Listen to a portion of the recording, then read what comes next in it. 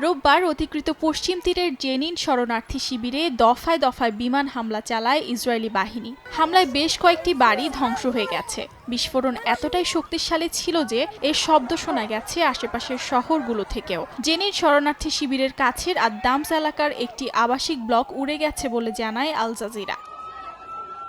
Trump যুক্তরাষ্ট্রের president হিসেবে দ্বিতীয় মেয়াদে দায়িত্ব গ্রহণের পর প্রথম বিদেশি সরকার প্রধান হিসেবে হোয়াইট হাউস যাচ্ছেন ইসরায়েলের প্রধানমন্ত্রী বেনিয়ামিন নেতানিয়াহু। ট্রাম্পের সঙ্গে বৈঠকের পর দ্বিতীয় ধাপের যুদ্ধবিরতি নিয়ে সিদ্ধান্ত নিতে পারেন নেতানিয়াহু। ট্রাম্পের অভিষেকের পর প্রথম কোনো নেতা হিসেবে তার সঙ্গে সাক্ষাতের বিষয়টিকে ইসরায়েল ও যুক্তরাষ্ট্রের মৈত্রীর শক্তির স্মারক হিসেবে দেখছেন বলেও জানান তিনি।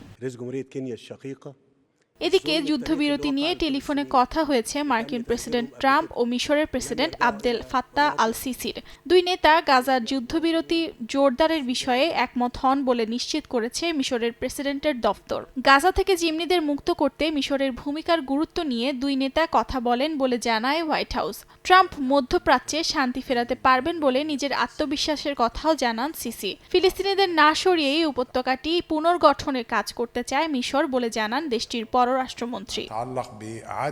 এর মধ্যেই হামাসের জ্যেষ্ঠ নেতা মোহাম্মদ দারবিশ এবং অন্যান্য শীর্ষ কর্মকর্তাদের সঙ্গে সাক্ষাৎ করেছেন তুরস্কের পররাষ্ট্রমন্ত্রী হাকান ফিদান। গাজার যুদ্ধবিরতি ও মানবিক পরিস্থিতি নিয়ে আলোচনা করেন তারা। ফিলিস্তিনিদের জোরপূর্বক বাস্তুচ্যুতির বিরোধিতা পুনর্ব্যক্ত এবং আহতদের চিকিৎসা ও মুক্তিপ্রাপ্ত বন্দীদের আশ্রয় দেওয়ার প্রস্তুতির কথা জানায় তুরস্ক।